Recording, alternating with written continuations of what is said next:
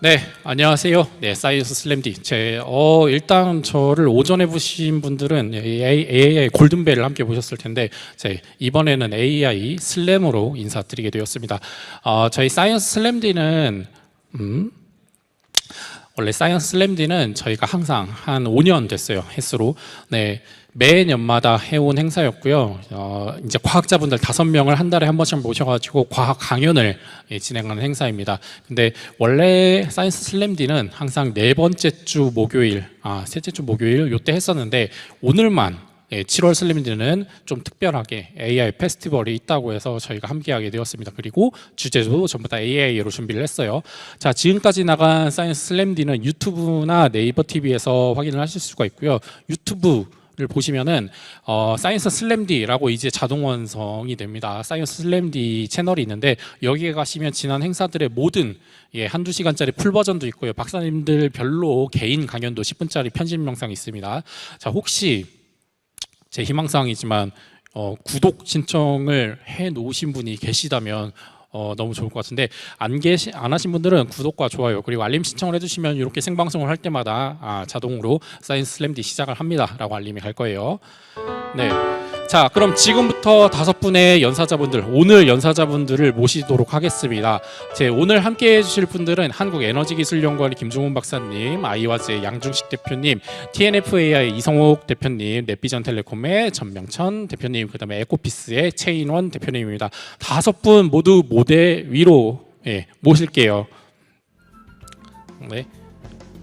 자, 제 바로 옆에 최인원 대표님 그리고 가장 먼 쪽에 저희 김종훈 박사님을 모시도록 하겠습니다. 네, 자 오늘 함께 해주실 한 분은 연구원에서 오신 박사님이고 네 분은 저희 대전의 AI 기업들이 요즘에 핫한데 AI 대표님들을 모셨습니다. 자, 제가 이렇게 저도 인사를 드리면서 오늘 조금 자기소개랑 어떻게 준비를 하셨는지 안 물어볼 수가 없어요. 저희 김종훈 박사님부터 간단하게 카메라 보시면서 인사랑 오늘 어떻게 준비하셨는지 들어보도록 하겠습니다. 네, 반갑습니다. 한국에너지기술연구원 김종훈 책임연구원입니다. 금일 제가 말씀드릴 내용은 사실 저는 AI 개발자는 아니고요.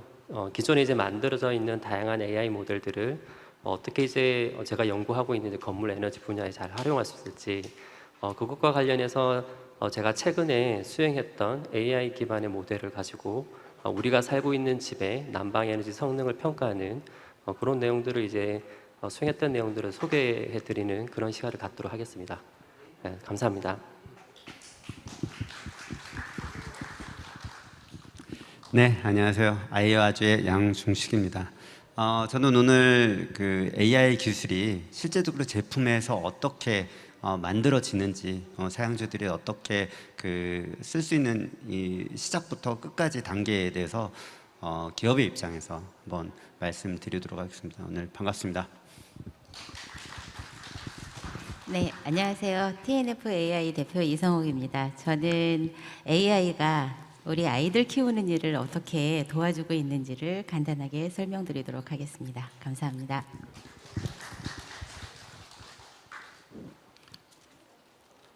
예, 안녕하십니까. 넷비전텔레콤의 전병천입니다.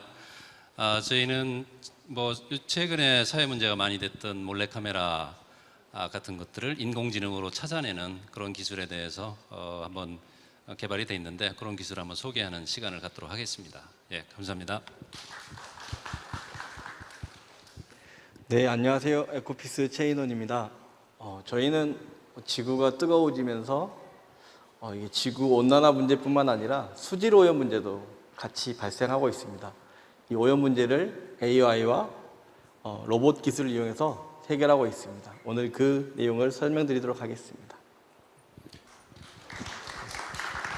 네, 오늘 5분의 AI 주제의 강연을 진행을 해보도록 할 거고요. 자, 시간은 개인당 10분씩 드린다는 점, 그리고 시간이 8분째 지나가면 제가 비밀 요원을 한 분 심어뒀는데 강예람 학생이 2분 남았습니다 라고 알려드릴 거예요. 타임키퍼가 항상 있다는 거 기억을 해주시면 되고, 자, 원래 이렇게 강연을 하면 저희 사이언스 슬램디는 좀 순서가 중요한데, 자, 저희가 순서를 미리 뽑아뒀어요. 그래서 첫 포문을 열어주실 분은 저희 아이와제 양중식 대표님께서 열어주실 거고요. 다음으로 이성욱 대표님, 세 번째로 최인원 대표님, 네 번째로 전명천 대표님, 마지막은 김종훈 박사님께서 네, 순서를 진행을 해주실 예정입니다. 그러면 5분의 발표자분들은 잠시 후에 뵙도록 하겠습니다. 그러면 저희 잠시 후에 뵐게요. 잠시 이제 무대로 돌아가 주시면 됩니다.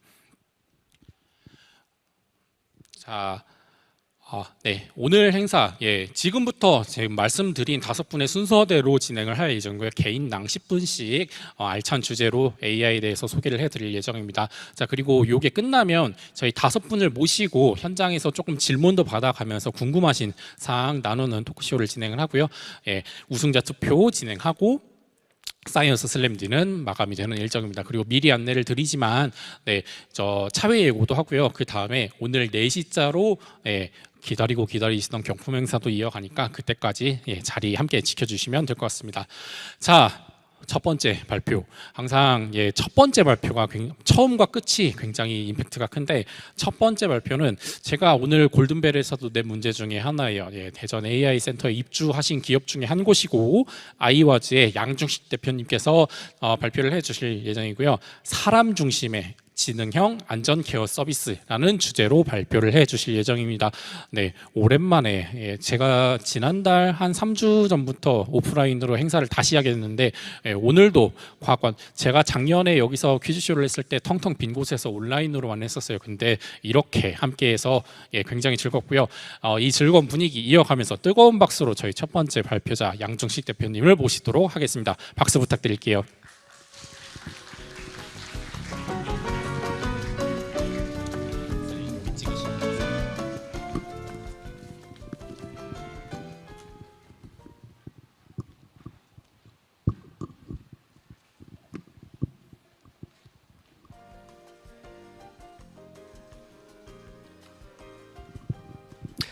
네, 안녕하세요. 주교사 아이와즈 양중식 대표입니다. 오늘은 그 사람 중심의 지능형 안전 케어 서비스에 대해서 말씀드리겠습니다. 이게 지금 오늘 AI 페스티벌이죠. AI가 어떤 식으로 그 사회 밀접하게 제품으로 나오는 그 단계적으로 어떤 그 단계를 거치는지 이런 중심으로 제가 말씀을 드리도록 하겠습니다.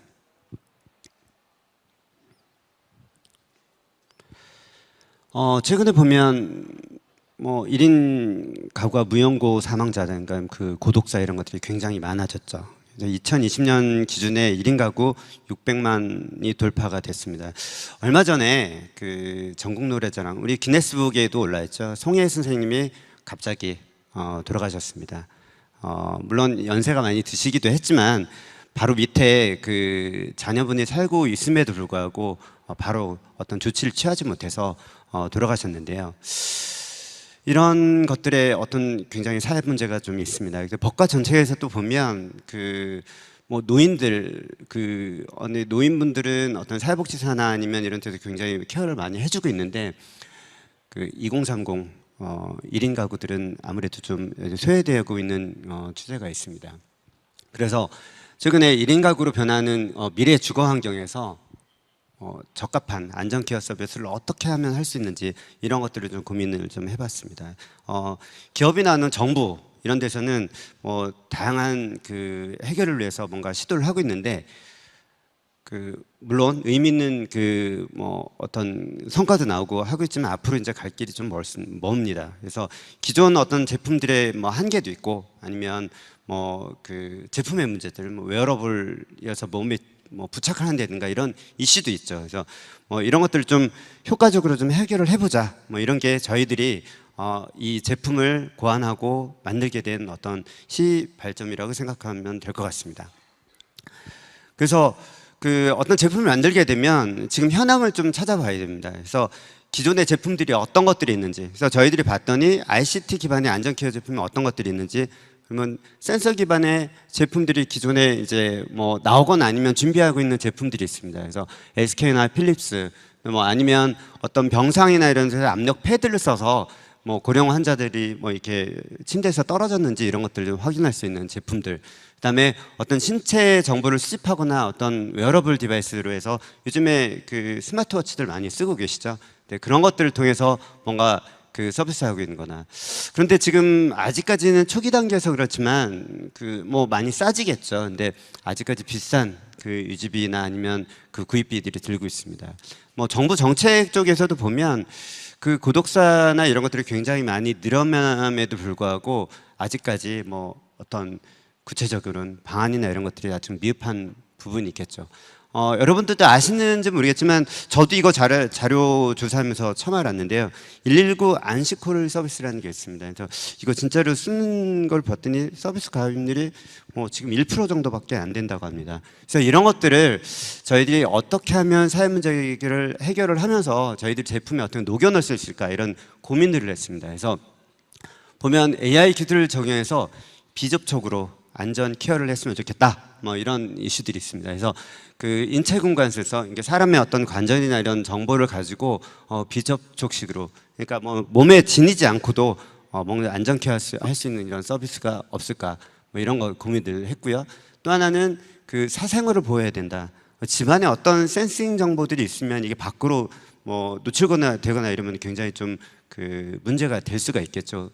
그다음에 이제 뭔가 문제가 됐을 때 어떤 서비스를 할 거냐, 뭐 낙상이나 아니면 그 넘어졌거나, 보통 일반 뭐 젊은 사람들이나 뭐 이렇게 하면은 뭐 앉거나 내지는 눕거나 이런 것들, 그 노인분들이 이런 것들은 다 파악을 할 수 있고, 그다음에 이게 뭔가 갑자기 이게 쓰러지는 어떤 이런 동작을 저희들이 인공지능으로 체크를 해서 뭔가 체크를 했으면 좋겠다. 넘어져서 움직이지 않는 이런 것도 좀 체크했으면 좋겠다. 그다음에 뭔가 이런 문제가 생겼을 때 어떻게 하면 다양한 서비스를 통해서 바로바로 그 뭔가 해결을 할 수 있는지 이런 것들을 저희들이 고민을 했고, 최종적으로 서비스는 사용자들이 간단하게 설치만 하면 바로 쓸 수 있는 이런 환경을 제공해야 되겠다. 뭐 이런 걸로 저희들이 제품을 고민을 해봤습니다.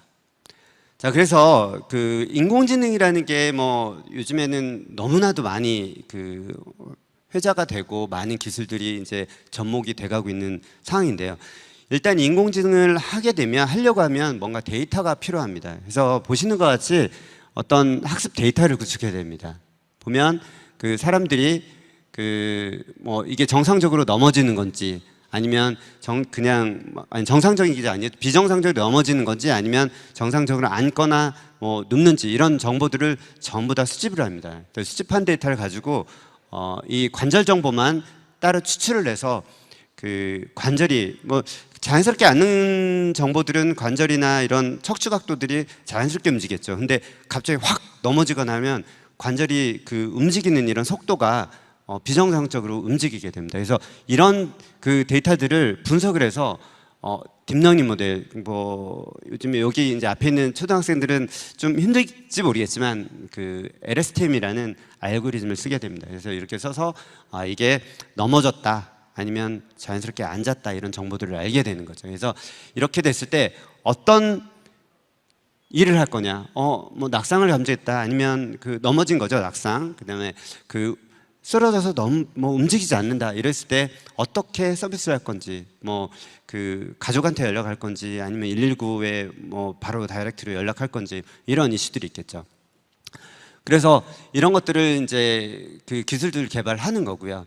그래서 AI 상황인지 영상으로부터 인체국가를 제 앞에서 제가 말씀드린 것 같은 그런 정보들을 하고요. 케어 서비스를 하게 됩니다. 그래서 최종적으로 어떤 제품을 만들어야 되느냐, 집안에 거실이나 아니면 방에 어떤 카메라 같은 어떤 제품들이 있으면 거부감이 굉장히 있겠죠. 혹시 나를 다 감시하는 거 아니야? 근데 그런 느낌이 없도록, 이건 그냥 그 집에 어떤 액세서리 같은 나를 보여주는 액세서리 같은 그런 느낌으로 만들자. 그 다음에 그 인공지능이라는 거는 어떤 이미지나 다양한 복잡한 수식 계산을 해야 되기 때문에 어떤 그 경량화된 이런 환경에서 사실 여기 돌아가야 되냐 보면 그 이미지 프로세싱 할 수 있는 CPU나 이런 것들이 필요한데, 간단하게 그 어떤 카메라 같은 간단한 이런 장치에서 돌려고 하면 여기에 굉장히 프로그램들이나 이런 것들이 굉장히 그 성능도 좋고 그 다음에 컴팩트하게 돌아가야 됩니다. 그래서 어떤 서버의 어떤 다른 어떤 그 도움을 안 받고 그 제품 안에서 엣지 형태로 뭔가 돌아갈 수 있는 이런 형태로 돼야 됩니다. 그래서 이런 어떤 조건을 가지고 저희들이 제품을 개발을 했습니다. 네, 그래서 저희들이 지금 현재 3년 동안 만든 제품이고요. 내년 정도에는 제품을 이제 출시할 예정으로 있습니다. 그래서 제품의 주요 기능들을 살펴보면 안전 케어를 하겠다. 객체의 어떤 사람의 그 몸이나 어떤 그 스켈레톤 뼈대 정보를 전부 다 인식을 해야 된다. 그다음에 어떤 그 밤에도 인식을 해야 된다. 그다음에 안전사고 발생 시 등록한 뭐 가족이라든가 아니면 병원, 경찰서 이런 데다 바로 통보할 수 있는 이런 환경이 돼야 되겠다. 뭐 기타 뭐 움직임이라든가 아니면 뭐 그 이 제품이 지금 이렇게 했으면 이게 잘 돌아가는지 안 돌아가는지 모르잖아요. 그래서 이것들이 잘 동작하는지 센서 그 불빛이나 이런 걸 가지고 이게 정상적으로 동작한다 이런 것도 하는 걸로. 그래서 제품은 저희가 지금 프로토타입으로 만든 거는 여기 보시면 이런 제품이 되겠습니다. 프로토타입으로 지금 만들었고요. 그림에 보시면 프로토타입 제품으로 지금 되어 있죠. 최종으로 저희들이 제품은 맨 오른쪽에 있는 하얀색의 까만 화면 이런 식으로 이게 카메라가 아니고 뭔가 이렇게 액세서리도 쓸 수 있는 그런 느낌으로 저희들이 만들려고 하고 있습니다. 그래서 뭔가 그 야간에도 잘 돌아갈 수 있고 사람의 움직임도 뭐 체크할 수 있고 이런 제품을 이제 만들려고 하는 거죠. 그래서 아까 보면 지금 현재 그 아마 가정들이 이런 걱정 안 하는 가정이 없을 것 같아요. 지금 뭐 그 고향에 있는 노모들 혼자 계시는데 어떻게 그 건강하게 잘 계시는지 안 계시는지 혹시나 뭔가 곧바로 또 연락 안 되면 또 굉장히 걱정 많죠. 아니면 그 뭐 이제 성인이 돼서 혼자 사는 그 자녀분들 뭔가 이거 케어를 해줘야 되는데 아니면 뭔가 문제가 있는지 이런 것들을 계속 알고 싶은데 이런 것들이 있겠죠. 그렇지만 이 제품이 항상 모니터링이 사람이 막 움직임까지 막 맨날 막 하느냐 그렇게 하면 안 되겠죠. 왜냐면 엄연히 그 개인의 사생활 문제가 있기 때문에 위급한 경우가 있을 때만 뭔가 연락을 주는 알람을 주고 뭔가 할 수 있는 이런 식으로 저희들이 서비스할 예정입니다. 네, 그래서 실제로 저희들이 이걸 하기 위해서 어떤 일들을 했는지 보시면 네, 이거는 저희 실험실 환경에서 한 거죠. 자연스럽게 이제 눕는 그 동작입니다. 그래서 이런 것들을 그 수치화해서 데이터를 저장을 하게 됩니다. 보면 이제 몸의 뼈대 정보만 있죠. 배경 정보는 다 날렸기 때문에 어떤 배경 정보가 있으면 이게 어떤 집인지 이런 거 특정할 수 있는 부분이 있는데 이런 것들이 좀 날려버린 거죠. 이거 보면은 갑자기 넘어졌죠, 그죠? 이렇게 그러면 이게 넘어졌구나. 이런 것들을 AI로 분석을 하는 겁니다. 그래서 이런 제품을 만들어지면 뭔가 집안에서 이루어지는 위급한 상황에서 바로 대처할 수 있는 그런 제품이 되겠죠. 그래서 이거를 제품을 실제적으로 이제 써야지 되겠죠. 어디서 쓸 거냐? 저희들은 일단 아까 말씀드린 것 같이 1인 가구를 위한 어떤 케어 서비스를 쓰겠다. 1인 가구원의 어떤 낙상이나 아니면 움직이지 않는 이런 것들, 근데 고령자들도 쓰겠다. 그다음 병원에서 보면 그 환자의 상태나 뭐 이런 것들을 계속 모니터링하는 데 쓸 수 있을 것 같고요. 그다음에 요즘에 그 이제 연세 많이 드신 분이 요양병원에 많이 계시잖아요. 요양원에서 뭔가 뭐 문제가 있는거나 뭐 이런 부분들을 뭐 케어를 해드리겠다.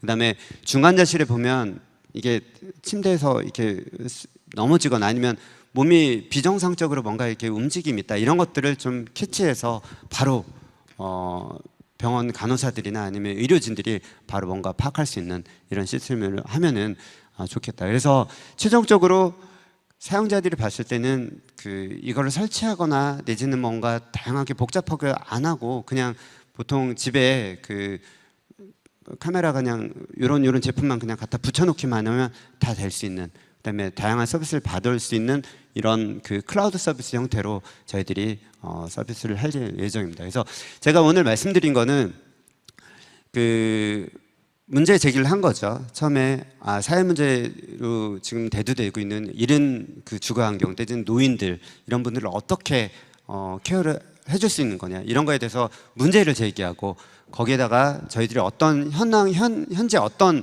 그 기술들인지 분석을 하고 거기서 우리가 어떤 기술들을 통해서 제품을 만들고 그다음에 이걸 가지고 최종적으로 어떻게 활용이 되고 이런 것들을 기업에서는 보통은 그 AI 기술을 통해서 저희들은 하는 건데 어떤 기술을 통해서 어떻게 제품이 나오는지 이런 절차들에 대해서 말씀드렸습니다.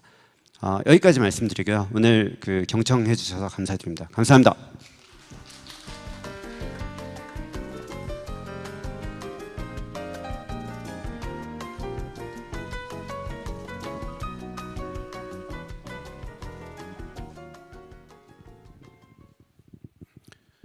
네, 모두 첫 번째 발표 잘 들으셨네요. 굉장히 심각한 사회 문제 중에 하나예요. 가끔 뉴스 보면은 뭐 어르신이 사망한 지 한 일주일, 2주일 뒤에 발견됐다든지, 그 다음에 이렇게 챙겨주시는 분이 없는 분들의 고독사라든지 이런 부분이 많은데 사회적 약자를 돌볼 수 있는 저희 아이와즈의 기술에 대해서 들어봤습니다. 자, 두 번째 발표도 여기 어린 친구들도 많고 또 어린 친구들과 함께 본 부모님들도 많은데 AI가 아이들에게 어떻게 작용하고 어떤 기술이 개발되고 있는지 들어볼 시간이에요. 저희 TNF AI의 이성옥 대표님을 박수로 모시도록 하겠습니다. 저희 박수로 모실게요.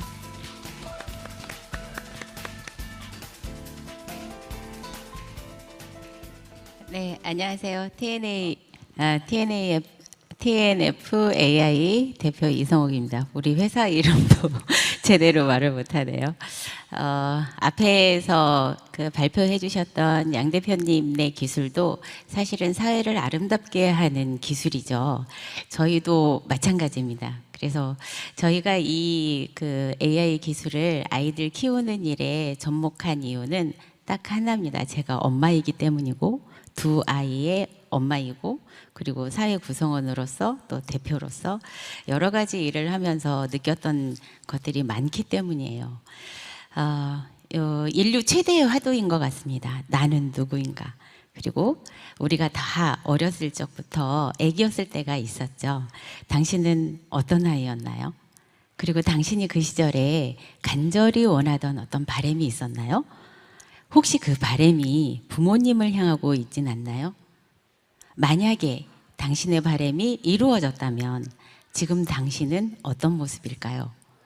이 질문을 던지면 왠지 조금 가슴 한켠이 먹먹해지는 그런 경험들을 아마 하셨을 것 같은데요. 제가 본 바로는 이렇습니다. 우리 모두 각자 어떤 성격이 있고 다른 사람을 만났을 때 어떻게 관계를 맺고 또 어떤 생활 양식을 갖고 있고 이게 모두 다르죠. 그래서 다양하게 사람들이 나타내는 어떤 언행이나 행동들이 사실은 그것들이 모여서 우리가 사는 이 세상을 구성을 하고 있죠. 그래서 인간들이 각자 가지고 있는 이 다양한 무늬들이 모여서 만들어진 어떤 학문이 인문학이죠. 그래서 인문학은 각자의 인간들이 생각한 어떤 생각들이 모인 것이고 그 생각은 어떤 방식으로라도 표현이 됩니다. 그리고 그 표현되는 것은 우리가 모두 볼 수 있죠. 그래서 볼 수 있는 것만큼 내가 알게 되는 것이고 알게 되면 그것이 곧 살아가는 내 도구가 되게 됩니다. 그래서 이런 메커니즘을 가지고 우리가 집중했던 것은 아이들, 내 어렸을 때로 돌아가는 것이었습니다. 지금 이게 우리 아기들이 그린 그림인데요. 저희는 아이들 그림에서 패턴을 통해서 그 아이의 지금 현재 정서와 심리 그리고 행동 특성이 어떤지를 미리 예측해서 이에 대한 솔루션을 제공해 주는 일을 하고 있습니다. 지금 이제 서울시 교육청을 비롯해서 전국에서 이 서비스를 도입해서 쓰고 있는 데가 많은데요. 실제적으로 우리 아이들을 돕는데 굉장히 유용한 도구로 사용되고 있습니다. 이 그림이 몇 살짜리 아이들 그림처럼 보이세요? 자, 이렇습니다. 지금 5살, 6살, 7살 아이들의 그림을 제가 좀 정리해 놓은 건데요. 지금 제일 왼쪽부터 보이는 그림이 그 다음 그림, 그 다음 그림, 그 다음 그림으로 넘어가면서 조금 다르다라고 생각되는 부분들이 있으실 거예요. 각자 이렇게 다른 그림들의 일정한 규칙을 찾아서 이 모양이 담고 있는 심리적인 기반은 무엇인가를 저희가 패턴으로 분류하고 인공지능을 접목해서 그에 대한 솔루션을 제공을 해주고 있는 일을 하고 있습니다. 자, AI와 함께 꿈꾸는 아이들의 미래를 어떻게 하면 도울 수 있을까? 이렇게 그림상에는 많은 것들을 아이들의 내면을 알 수 있는 것들이 많은데 우리 부모님들은 여전히 우리 아이가 잘 크고 있어도 어떤 행동에 조금 신경 쓰이는 부분이 있어도 이걸 어디서 물어볼 때도 없고 해결할 수 있는 방법이 없었어요. 그래서 다들 이 아기가 궁금한데 어디다 편하게 물어볼 데가 없어가지고 거의 그냥 옆집 친구한테나 이런 식으로 서로 정보를 공유하고 있었죠. 또 하나는 문제가 있는 어떤 지점을 발견을 하면 다른 사람이 아는 것에 대한 부담이 있습니다. 그리고 또 하나는 죄책감이죠. 엄마들 모두가 가지고 있는 내가 잘못 키웠기 때문일까? 내가 지금 현재 잘못하고 있는 걸까? 이런 식으로 넘어가거든요. 그래서 우리는 스스로 도울 수 없는 아이들을 안전을 위해서 또 잘 키우고자 하는 그 부모님들을 위해서 인공지능 기술이 아이를 키우는 일이 훨씬 더 원활하게 이루어지는 걸 원했습니다. 그리고 그 방법을 고안해냈고 개발했고 지금 서비스가 되고 있어요. 자, 한번 보실까요? 보이지 않는 것을 보는 힘은 데이터입니다. 지금 이렇게 수만이 쌓여있는 그림을 가지고 똑같은 규칙이 나타나는 패턴을 분석을 해서 그 패턴을 인공지능이 읽어주는 것이죠. 보시면 그림에서 다양한 모양들이 나올 거예요. 지금 이제 쌍방향 소통으로 만약에 가능하다면 이걸 조금 물어보고 싶은데 지금 현재는 그런 상황은 아닌 것 같습니다. 자, 제일 보면 여러분들이 아는 것이에요. 인물 간의 거리인데 내 옆에 누구를 그렸느냐에 따라서 친밀감이라고 하는 것을 아이들은 표현을 하게 되거든요. 그래서 이런 것처럼 지금 현재 53개 클래스가 인공지능으로 분석이 되고 있습니다. 자, 영상 한번 보여주시겠어요? 지금 우리가 보는 방식, 우리가 보이지 않는 것을 보게끔 하는 게 데이터라면 보는 방식을 바꾸는 게 인공지능이라고 생각했습니다. 그래서 인공지능으로 이렇게 객체 하나하나를 탐지를 해서 또 컬러를 분석을 해서 이렇게 인공지능이 분석값을 내주게 되는 거죠. 자, 우리가 모두가 겪는 일이라면 이 일은 더 이상 개인의 문제가 아닙니다. 이미 우리는 우리 아이들을 집에서 키우는 환경을 이미 벗어났고요. 우리 모두가 함께 키우는 공동 양육 사회로 접어들었습니다.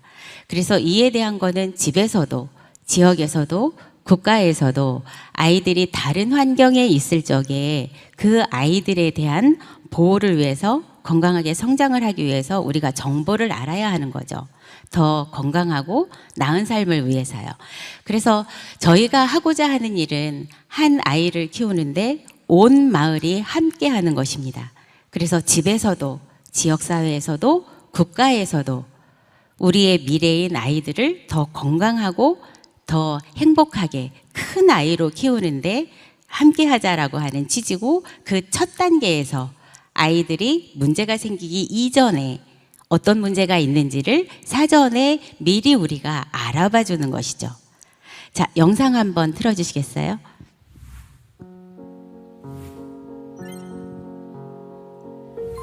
저희 기술은 웹과 앱을 통해서 이용을 하실 수 있는데요. 네, 이렇게 접속을 하셔서 신청을 등록을 하시면 서비스 소개를 보실 수 있고요. 기초적으로 개인정보를 동의하신 후에 기초정보를 입력을 합니다. 아이들 기초정보를 입력을 해서요. 그다음에 이제 이거는 유료 버전이고 지금은 공공기관의 대민 서비스로 이용을 하고 있으니까 확인하실 수 있습니다. 자, 저희가 특별하게 자신 있게 얘기하는 거는 기존의 어떤 방식에서 벗어나서 연령별로 검사할 수 있는 도구가 정해져 있다는 것입니다. 그래서 5, 6, 7세 아이들의 그림 주제가 다 다릅니다.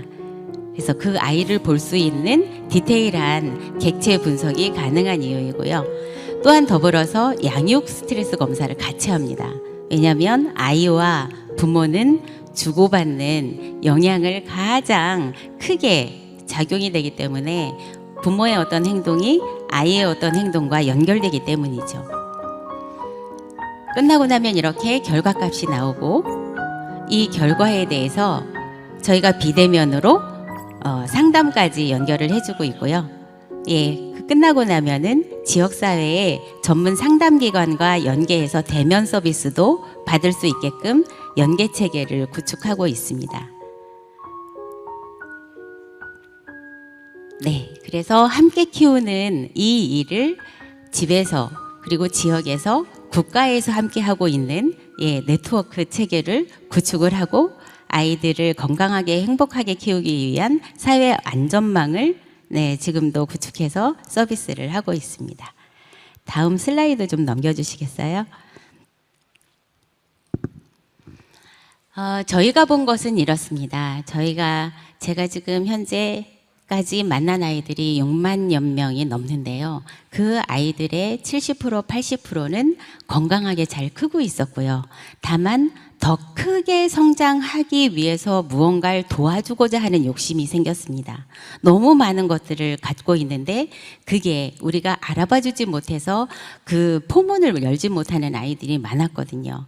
그래서 그 아이들을 더 건강하게 키우고 또 그 중에서 보니까 25%에서 30%에 해당하는 아이들이 어려움을 겪고 있었어요. 그래서 그 아이들의 문제를 미리 우리가 사전 탐지하고 점검해서 어떤 작은 이슈를 해결해지는 그 일을 우리 모두의 책임인 것 같습니다. 바꿀 수 있는 것을 바꿀 수 있는 지혜와 용기를 내시는 부모님들이 지금도 많고요. 그 일을 저희가 돕고 있습니다. 우리 모두의 행복을 위해서요. 또한 인간을 돕는 따뜻한 기술 AI로 더 나은 삶을 인공지능이 도와줄 겁니다. 우리는 앞으로도 이 일을 계속해 나갈 것이고 잘 키우고자 하는 부모님들과 계속해 나아갈 계획입니다. 감사합니다. 네, 항상 특히 아이들도 오늘은 재미있게 들었겠지만 이 두 번째 발표는 부모님들께서도 굉장히 관심 있게 보셨을 거예요. 그래서 이제 가족의 관계를 더욱 더 화목하게 만들 수 있는 AI 기술을 한번 저희가 알아봤습니다. 자, 세 번째 발표는 아까도 이제 사회적 문제 얘기가 나왔지만 좀 더 글로벌적인 문제로 가보도록 합시다. 기후 문제예요. 기후 문제는 과연 어떤 AI 기술들이 사용되고 있는지 알아볼 텐데, 기업 이름부터 에코가 들어가 있는 에코피스의 최인원 대표님께서 수상 자율주행 로봇과 관련된 환경 기술을 소개를 해주신다고 합니다. 그러면 세 번째 발표 큰 박수로 모셔보도록 하겠습니다.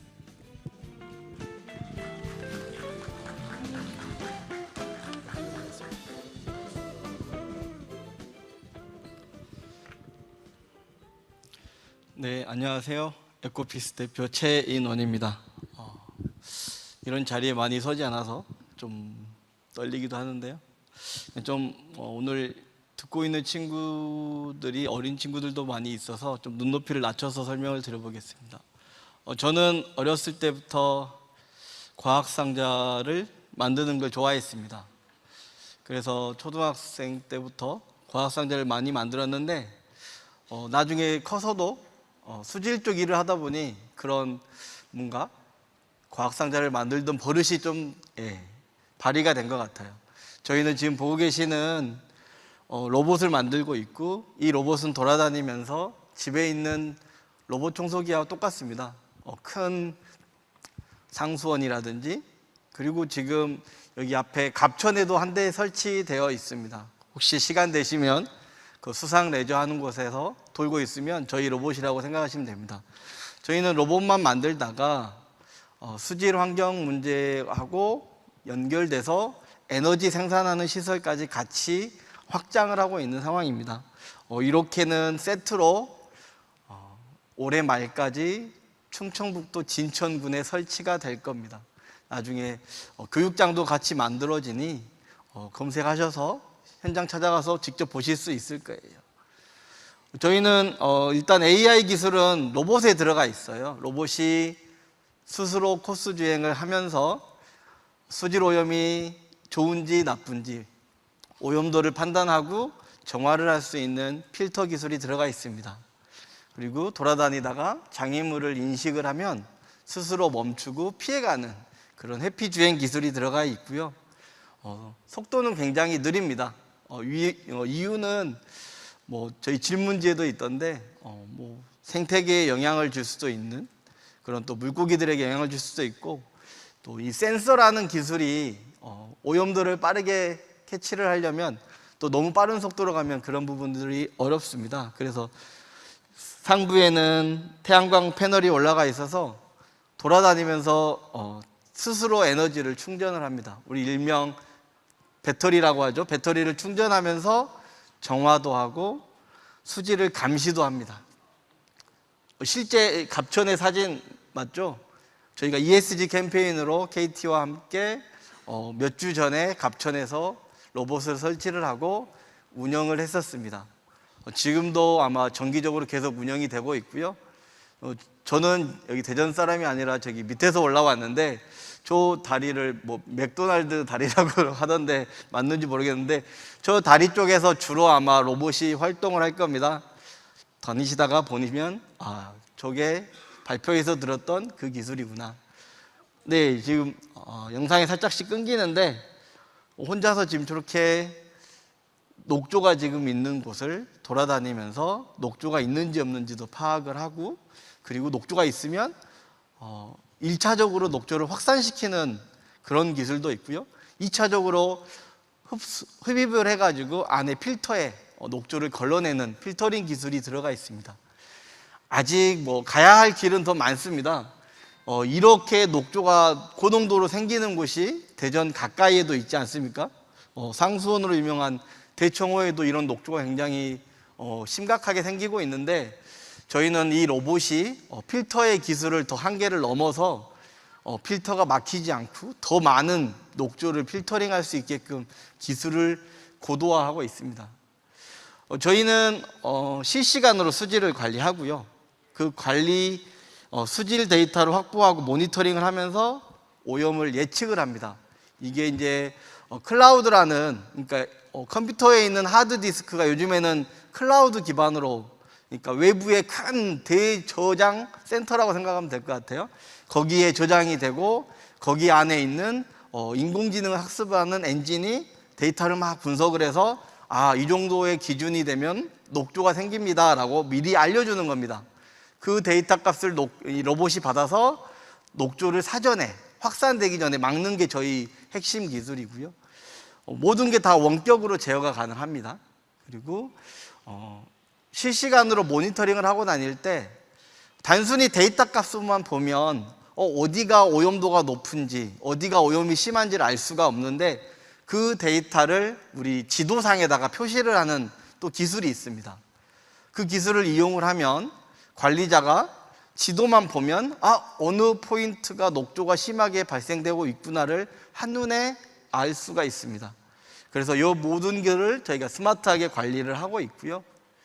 기존의 방법들입니다. 녹조가 생겼을 때 유인 녹조 제거선, 녹조 제거제 살포, 이건 제가 이제 확장하고 있는데 이제 해상에서 폐유가 발생을 했을 때에도 사람들이 저렇게 부직포를 던져서 제거를 하는데 저희가 필터를 교체를 통해서 로봇을 통해서 폐유 제거할 수 있는 용도로도 사용할 수가 있습니다.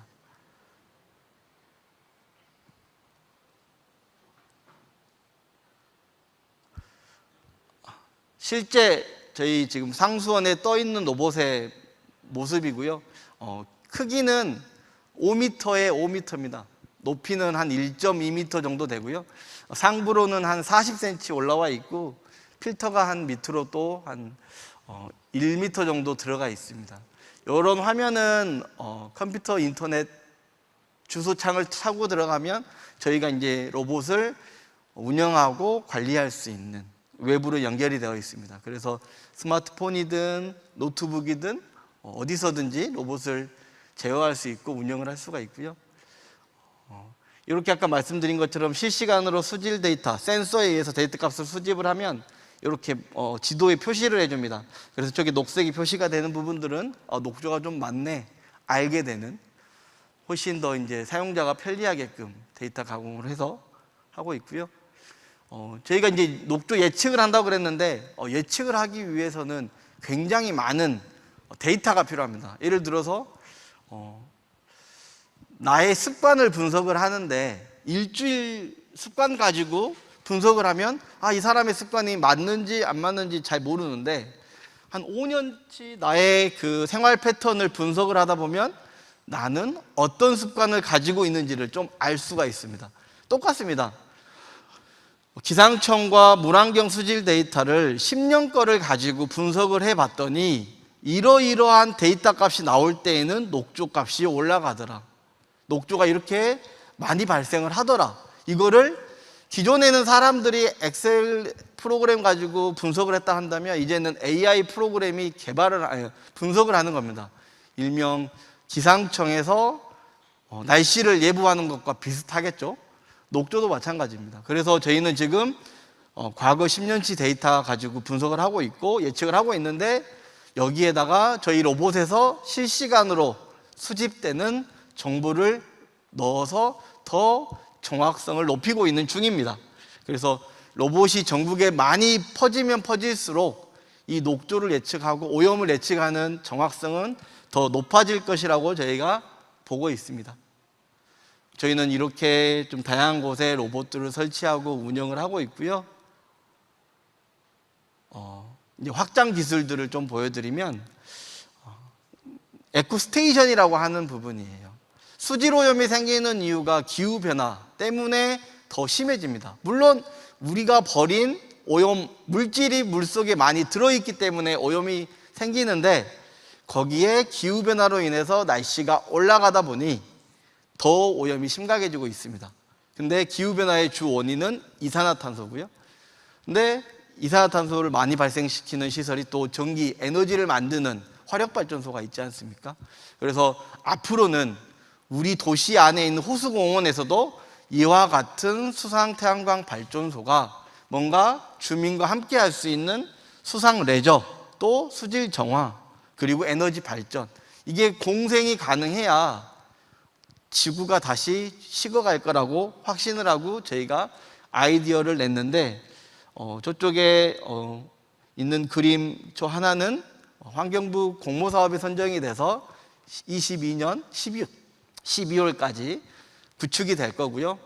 이거는 오늘 처음 공개하는 사진인데 우리가 앞으로 개발을 하게 될 수상 레저와 수질 정화가 그리고 에너지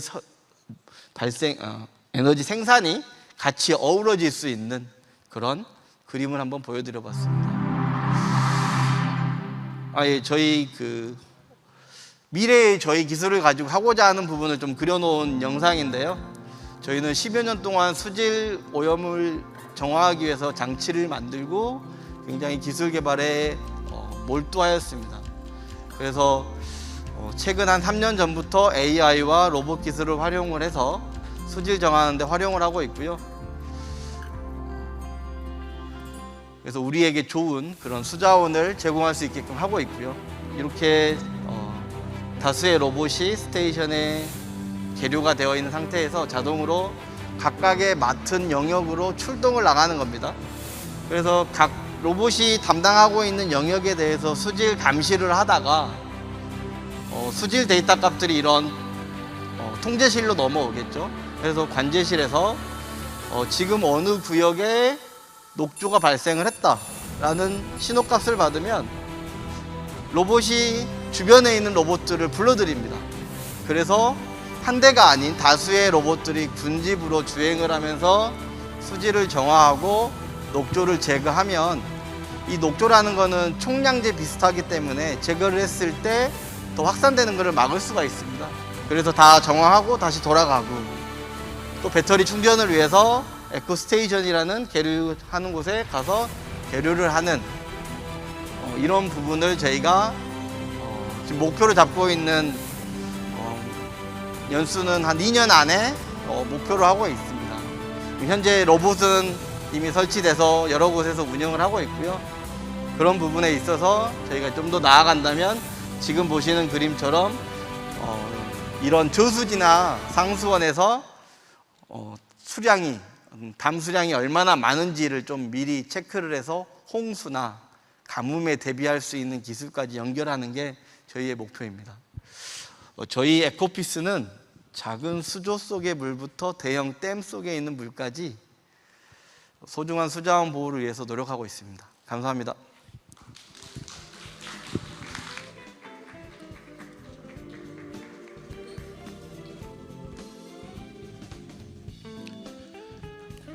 네, 바다를 이제 자율주행으로 돌아다니면서 환경을 깨끗하게 만드는 에코피스의 기술을 알아봤는데 요즘에 그런 거 많이 보죠. 바다의 쓰레기나 오염물들 때문에 생태계도 파괴가 되고, 네, 교란이 오고 있다는 거. 저희 깨끗한 지구를 만드는 저희 에코피스의 기술 많은 기대 부탁드리고요. 자, 네 번째 발표는 넷비전 텔레콤의 전병천 대표님께서 진행을 해주실 예정인데 딱 제목만 보고 굉장히 흥미로운 주제 중에 하나였어요. CCTV, 네, 불법 카메라에 대한 이야기였는데 과연 이 기술 이제 발달하면 발달할수록 문제점이 제기되는 것 중에 하나인데 과연 넷비전 텔레콤에서는 어떻게 이 문제를 바라보고 계신지 저희 전병천 대표님을 박수로 모시도록 하겠습니다.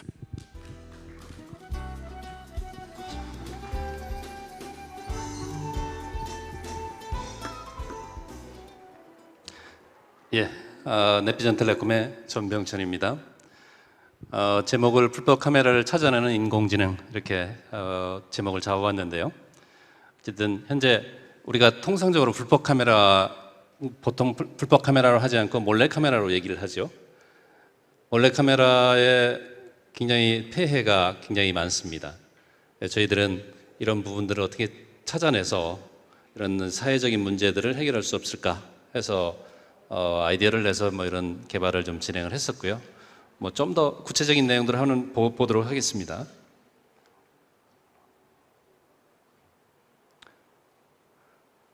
우리가 통상적으로 한번 내용을 보시죠. 그냥 통상 우리가 쉽게 볼 수 있는 면도기, 충전기, 여기 시계, 이런 벽시계도 있고 탁상시계도 있고요. 저 휴지통입니다. 제가 들고 왔는데 한번 볼까요?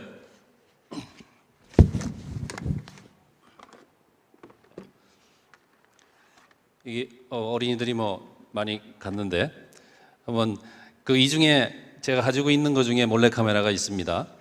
한번 어떤 어린이들은 와서 한번 찾아보면 제가 선물 하나 드리죠. 그래서 생각보다 굉장히 많은 통상적인 물건처럼 보이지만 이 안에 아주 초소형 카메라들이 많이 들어 있습니다. 어떤 숙박업소나 아니면 일반적인 형태로도 어디든지 쉽게 볼 수 있는 이런 형태로 카메라가 만들어지고 있습니다. 사실 여기 있는 것들이 우리가 쉽게 살 수 있는 일반적인 몰래 카메라가 다 숨어 있습니다. 그래서 그냥 사람 눈으로 또 찾아볼 수가 없는데 관심 있는 사람 보시죠. 어딘가에 굉장히 작은 형태로 카메라가 숨어 있습니다. 그래서 이런 카메라를 일반적인 사람 눈으로 그냥 쉽게 찾을 수 있는 이런 형태가 좀 아니거든요. 그런데 또 이런 거를 우리 통상의 인터넷 같은 데서 쉽게 구매가 가능합니다. 그래서 누구든지 이런 부분들을 사다가 정말 맘만 먹으면 얼마든지 쉽게 적용이 가능하다, 이렇게 볼 수 있고요. 또 많은 카메라를 찾기 위한 또 많은 장치들이 좀 있는데 누구나 가지고 다닐 수는 없는 것들이죠. 그래서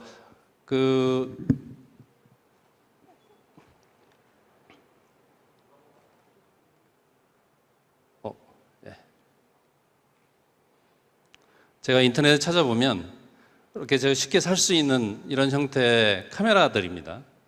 시계, 뭐 안경, 펜, 모든 물건 속에 조그마한 몰래카메라를 숨겨둘 수 있습니다.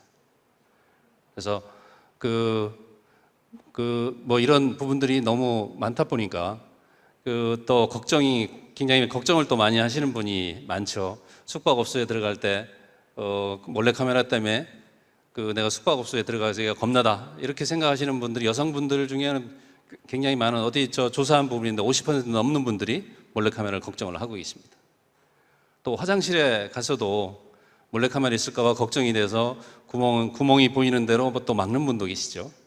그래서 너무나 많은 사람들이 이런 거에 대한 걱정들을 많이 하고 그다음에 이게 상당한 이제 사회적 문제들이 되고 있는 것들이죠. 제가 인터넷으로 왼쪽은 며칠 전에 인터넷으로 몰래카메라라고 하는 검색을 좀 해봤습니다. 아직도 몰래카메라에 의한 사회적 문제가 계속해서 나오고 있습니다. 학교, 그다음에 뭐 몰래카메라 탐지기를 판다고 하는 데도 있고 초소형 몰래카메라들이 또 새롭게 소개가 되고 있고 우측에 있는 그림은 제가 2019년 개발을 시작할 때 인터넷으로 검색을 좀 해봤습니다. 그랬더니 그 당시에 몰래카메라의 사회적 이슈가 꽤 있었습니다. 여기 보면 초소형 몰래카메라를 30개 모텔에 설치해가지고 1,600명 이상의 사생활을 생중계 했다. 뭐 이런 얘기들이 막 나오고 있었고, 그 다음에 뭐 작년 같은 데는 뭐 중국에서 발생한 부분이 있는데 중국에서는 숙박업소나 이런 데 여러 군데 설치해놓고 생중계를 하면서 사람들한테 그걸 볼 수 있는 권한을 돈으로 팔고 이런 적도 좀 있었고요. 생각보다 자주는 발생하지 않지만 한번 발생하면 굉장히 큰 사회적 이슈가 되고 또 여기에 노출이 된 부분들은 거의 인생에 상당한 영향을 미칠 정도로 또 사회적 문제들이 크죠. 그래서 이런 부분들을 근본적으로 해결할 수 없을까 뭐 고민들을 누구나 많이 할 텐데 사실 한 번에 모든 것을 해결할 수 있는 그런 방법들은 없을 것 같고요. 하나하나 여러 가지 기술들을 활용해서 이런 문제들을 하나씩 해결해 나가야 되겠죠. 그래서 정부에서도 이런 사회 문제를 해결하기 위한 기술 개발을 좀 하자 해서 저희들도 그 사회 문제 해결형 사업으로서 이런 개발을 좀 진행을 했고요. 여기에 가장 좋은 방법은 인공지능 기술을 잘 활용하는 거였습니다. 특히 사회적인 문제 그 당시 정부에서도 이런 몰래카메라의 사회적인 문제가 얼마나 심각한지 논의들이 많이 돼 있었고요. 이미 보통 한 번 또 영상이 찍히게 되면 그 영상물을 인터넷에 누군가 올리면 그걸 또 막 퍼날르기를 해서 엄청나게 많은 지울 수가 없는 이런 상황들이 많이 봤었고요. 또 지우고 나면 어딘가에 또 남아있고 그놈이 또 퍼지고 하면서 굉장히 많은 사람의 인생에 아주 심각한 영향을 미치는 부분들이 많았습니다. 그 당시 회의를 갔을 때 2019년 상반기에 몰카 피해 영상물이 46,000건을 삭제를 했다. 그러면 신고를 하면 정부 이런 디지털 성범죄 피해자 지원센터에서는 그 피해 영상물을 검색을 하고 그 검색된 영상물을 요청을 해서 지우고 뭐 이렇게 하는데 지워도 계속 나오는 게 이제 이런 영상물인 거죠. 그래서 이런 부분도 있었다. 그래서 어쨌든 기술적인 부분뿐만 아니고 이런 여러 가지 다양한 형태로 이런 문제들을 사회 문제를 해결해 나가야 되겠다. 이렇게 해서 저희들이 좀 시작을 좀 했었고요. 또 이미 몰래카메라 탐지 기술 뭐 이런 장치들이 좀 있습니다. 맨 왼쪽에는 가장 쉬운 방법인데요. 카메라 앞에 휴대폰 카메라 앞에 저런 빨간 저걸 대고 이렇게 자세히 보면 카메라 렌즈가 작게 숨어 있는 것들이 이렇게 사람 눈으로 보이는 것보다는 더 잘 보이는 경우가 있습니다. 쉽지는 않은데 저런 부분들이 있었고요. 그다음에 다른 전파 신호를 가지고 가까이 대면 거기에 어떤 신호가 잡히면 이제 삐삐 소리가 나면서 얘네 카메라가 있나 이렇게 보는데 카메라뿐만 아니고 모든 전자장비는 어떤 전파 신호가 나오기 때문에 그냥 카메라인지 아니면 다른 전자장비인지 사실은 명확하지 않습니다. 그래서 전문가가 돼야만 이렇게 찾을 수가 있는 것들이고요. 그래서 저희들은 이런 형태로 개발을 했는데요. 너무 뭐 기술적인 부분보다는 가장 쉽게 설명을 좀 드리도록 하겠습니다. 이미 몰래 카메라로 쓸 수 있는 저런 카메라들이 많고, 그런 몰래 카메라들이 내놓는 신호 정보들이 있습니다. 이미 영상을 찍어서 누군가 받는 이런 그 전파 신호들이 나오겠죠. 그런 신호들을 전부 다 모아가지고 학습을 하고요. 그 다음에 그 몰래카메라가 아닌 신호들을 컴퓨터나 일반 휴대폰에서 쓰는 이런 신호들을 모아가지고 또 그 신호를 학습을 하고요. 그래서 몰래카메라 신호하고 일반 몰래카메라 아닌 신호들을 굉장히 많은 학습을 시켜서 그 구분을 할 수 있도록 해서 이 카메라인지를 찾아낼 수 있도록 했습니다. 그래서 카메라 영상이 나오면 그걸 저희들이 탐지를 하고 98% 이상으로 이건 카메라다 아니다 이런 것들을 판단할 수 있도록 해가지고 몰카 탐지기를 개발을 했고요. 이런 두 가지 형태가 있습니다. 24시간 화장실이나 또는 그 숙박업소 같은데 설치해서 24시간 계속해서 탐지를 해서 클라우드로 그런 정보를 보내주는 고정형 탐지기, 또 태블릿 형식으로 돼 있어서 이걸 가지고 다니면서 어떤 순간에 카메라가 있으면 찾아주고 하는 이런 형태로 돼 있습니다. 저희들이 개발을 하면서 사실 그 대전 경찰청에 이런 일을 하시는 분의 자문을 많이 받았고요. 그래서 개발된 것들이 여기 한번 그 학생들은 여기 가보시면 좋을 것 같습니다. 대전 동부 청소년 경찰학교 체험장이라는 데가 있습니다. 이 체험장에 가면 숙박업소 왼쪽에 있는 것들이 이제 숙박업소 그 안에 방처럼 돼 있고 그 안에 뭐 통상적인 형태로 다 돼 있죠. 이 안에 굉장히 많은 몰래카메라가 숨어져 있어요. 그래서 저희들의 그 저희들이 탐지기로 이렇게 탐지를 해가면서 어디에 카메라가 숨어 있는지 이렇게 찾기 이런 체험들을 할 수 있도록 돼 있고요. 우측에 있는 거는 이제 화장실에 있는 화장실 비대도 보이고 하죠. 화장실 안에 또 몰래카메라들이 많이 숨어져 있습니다. 그래서 그걸 실제 찾기도 하고 하는 이런 체험을 해볼 수 있으니까 아마 학생들은 여기 한 번쯤 가서 체험을 해보는 것도 좋을 것 같습니다. 저희들이 개발을 해서 숙박업소뿐만 아니고 오히려 지자체에서 관심을 많이 가지고 있습니다. 지자체에서 운영하는 공중 화장실이 꽤 많이 있죠. 그래서 이미 그 여러 군데 설치가 돼서 시범적으로 운영이 좀 되고 있습니다. 그 중에 한 예가 이제 동학사 국립공원에도 꽤 관심이 있어서 동학사 화장실에 있고, 화장실에 이렇게 탐지기 박스가 좀 있죠. 이 박스로 형태로 돼 있고 이 박스 안에 탐지기가 숨어져 있습니다. 그러면 이 화장실 내에서 몰래카메라가 설치가 돼서 거기에 신호를 발생하면 그거를 탐지를 하고요. 탐지를 한 정보들을 인터넷으로 보내서 저희들이 그거를 탐지된 결과들을 볼 수 있도록 이렇게 관리를 좀 하고 있고요.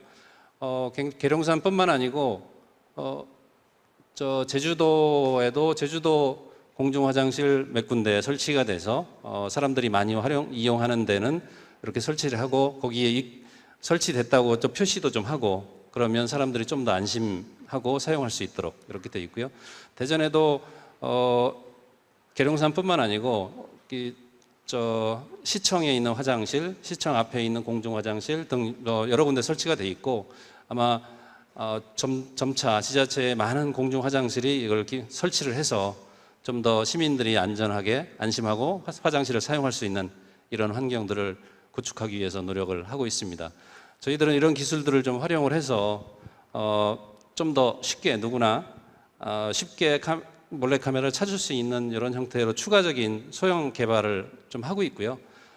국내 많은 조금 이제 여성들이 걱정할 만한 그런 장소에는 이런 것들을 설치하고 그거를 표시를 함으로써 이 몰래카메라를 설치하고자 하는 그 의도 자체를 또 근본적으로 막고 그렇게 되면 좀 더 우리가 좀 안심하고 살 수 있는 사회 건설이 아마 사회 구성이 되지 않을까 이렇게 생각을 좀 하고 있습니다. 예, 발표는 이상으로 마치겠습니다. 네, 여러분 잘 들으셨나요? 기술이 발전하면 발전할수록 너무 발전해 버렸기 때문에 몰래카메라를 찾기가 힘든데 반대로 이제 이걸 막는 기술도 개발이 되고 있다는 점. 네, 그래서 저희 네비전텔레콤의 기술을 잘 알아봤습니다. 네, 이제 조금 안전을 조금 저희 더 책임져 주실 수 있을 것 같은데 많은 관심 부탁드리고요.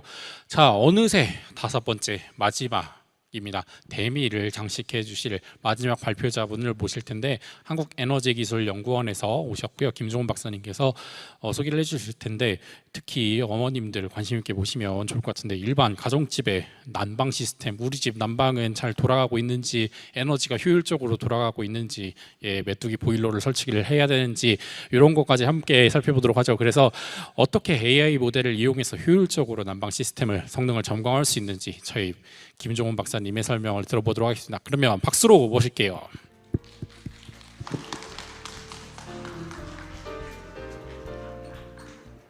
네, 반갑습니다. 한국에너지기술연구원 김종훈 책임연구원입니다. 금일 제가 발표드릴 내용은 AI 모델을 활용한 기존 주택의 난방 에너지 성능 진단 관련된 내용이 되겠습니다.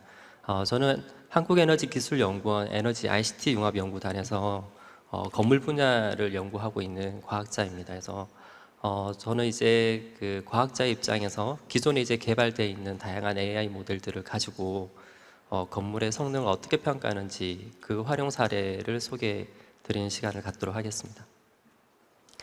여러분들 이제 실내에 이렇게 공간에 계시게 되면 공기 온도, 그리고 상대 습도, 기류 속도, 복사 온도, 그리고 우리가 입고 있는 옷의 차기량, 그리고 우리가 지금 움직이고 있는 활동량 이런 것들을 가지고 온열 쾌적감을 느끼게 됩니다. 그래서 온열 쾌적감은 보시는 바와 같이 플러스 3에 매우 덥다, 그리고 마이너스 3에 매우 춥다, 그리고 이제 총 7가지로 구분이 되는데요. 국제적으로는 ISO 7730에서는 플러스 0.5와 마이너스 0.5 사이에 있으면 쾌적하다라고 규정을 하고 있습니다. 그래서 플러스 0.5에서 마이너스 0.5는 기본적으로 제실자가 100명이 있을 때 90명의 제실자는 만족하다라는 이제 반응을 낼 수 있는 그런 환경이라고 이해를 하시면 될 것 같습니다. 쾌적한 실내 환경 조성을 위해서는 앞서 말씀드렸던 쾌적 범위 내에서의 온열 쾌적감을 유지하는 게 제일 중요하고요. 그리고 다음으로는 개인의 위생, 그리고 깨끗한 실내 공기질, 그리고 밝은 실내 공간, 이런 것들을 유지하는 것이 바로 쾌적한 실내 환경을 조성하는 조건이라고 볼 수 있습니다. 쾌적한 실내 환경 유지를 위해서는 설치된 이제 설비들이 있는데요. 냉방, 난방, 급탕 환기 조명과 관련된 설비들이 있고 이러한 설비들을 잘 운영하기 위해서 에너지가 필요하게 되겠습니다. 주택에서는 앞서 말씀드렸던 냉방, 난방, 급탕 환기 조명 이 5대 에너지 중에 난방 에너지의 비중이 가장 큰데요. 따라서 이제 건물에 우리가 살고 있는 주택의 에너지 성능을 평가할 때는 이 난방 에너지 기준으로 평가를 하게 됩니다. 그림을 보시면 이제 왼쪽에 자동차가 있죠. 2대의 자동차 중에 어느 자동차가 이제 에너지를 적게 쓰느냐라는 이제 질문을 받게 되면 우리는 자동차가 가지고 있는 공인 연비를 기준으로 오른쪽에 있는 차가 좀 더 효율적이다라고 이제 판단을 할 수가 있습니다. 주택에서도 마찬가지로 신축 아파트가 있고 오래된 단독주택이 있다 그러면 우리는 직관적으로는 신축 아파트가 훨씬 더 에너지 효율적일 거라고 이제 알 수는 있지만 그 값들을 이제 정량화할 수 있는 그런 지표가 필요합니다. 그래서 자동차에서 사용되고 있는 공인 연비와 비슷한 개념의 난방 에너지 요구량이라는 것을 가지고 우리는 주택의 난방 에너지 성능을 평가할 수가 있습니다. 난방 에너지 요구량이라고 하는 것은 건물이 위치하는 그 지역의 표준 기상 데이터를 바탕으로 해서 24시간 실내 온도를 20도씨로 지속적으로 유지하는 데 필요한 1년 동안의 단위 면적 1제곱미터당에 투입된 에너지량으로 우리가 규정을 하고 있습니다.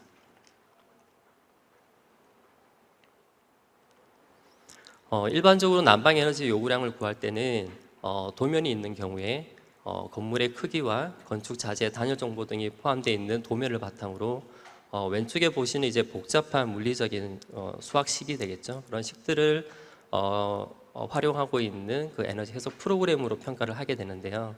난방 에너지 요구량이라고 하는 것은 이제 보시는 그림과 같이 총 열 손실량의 총 열 획득량을 빼게 되면 그것이 바로 이제 난방 에너지 요구량이 되겠습니다.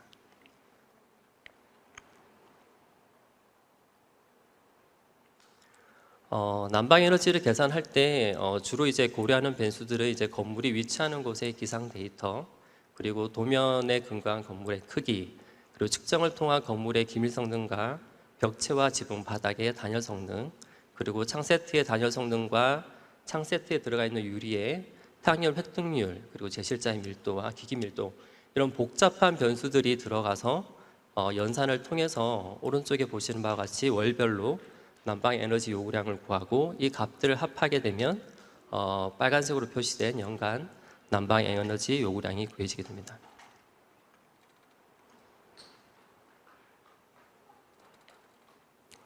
근데 노후주택의 경우에는 도면이 없죠. 도면이 없습니다. 그래서 도면이 없는 경우에는 실제로 이제 사람이 현장에 나가서 건물의 크기를 재고, 그리고 계측 장비를 이용해서 건물 요소별로 단열 성능을 이렇게 측정해야 되는 복잡한 그런 일련의 일들이 있습니다. 그래서 이제 보시는 그림은 저희 연구소에서 개발한 5개의 측정 모듈과 2개의 에너지 해석 모듈로 구성되어 있는 기존 건축물의 에너지 성능을 진단하고 그 성능을 평가할 수 있는 플랫폼이 되겠습니다. 그래서 현장에 이 플랫폼을 들고 가서 진단을 하고 그 결과값으로 앞서 말씀드렸던 우리가 살고 있는 집의 난방 에너지 요구량을 정밀하게 구할 수가 있습니다. 그리고 도면이 없는 경우에는 최근에는 레이저 스캐너를 이용해서 건물이 가지고 있는 위치 정보, 이런 것들을 3D 포인트 클라우드 정보로 받아들여서 이를 기반으로 해서 모델링을 하게 됩니다. 왼쪽에 보이는 그림이 이제 포인트 클라우드 정보를 취합하기 위해서 쓰고 있는 3D 스캐너 장비가 되겠고요. 이 장비를 통해서 각 지점별로 포인트의 XY 좌표의 그 절대값을 가지고 지금 깜빡이는 건물의 형태를 뽑아낼 수가 있습니다. 이 뽑아낸 형태를 가지고 앞서 말씀드렸던 복잡한 물리적인 식을 바탕으로 난방 에너지 요구량을 구할 수가 있습니다.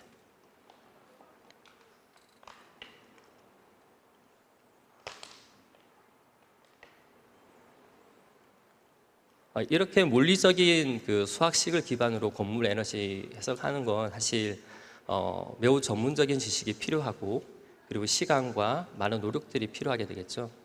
그래서 이러한 복잡한 그런 작업들을 신속하고 쉽고 빠르고 정확하게 할 수 없을까, 이런 고민들을 했고, 최근에 이제 AI 기반의 어떤 그런 모델을 가지고 난방 에너지 요구량을 평가하는 그런 시도를 했습니다. 그래서 저희는 이제 전국의 노후주택 약 5만여 곳의 난방 에너지 요구량에 대한 시뮬레이션 값과, 그리고 시뮬레이션에 들어갔던 다양한 변수들을 가지고 아래에 나와 있는 3가지 모델로 이제 학습을 시켰습니다. 3가지 모델은 이제 MLR 모델과 ANM 모델, SBR 이런 모델들이 있는데요. 모델에 대한 정확도는 아래 보신 이제 3가지의 지표로 그 성능을 평가를 했습니다.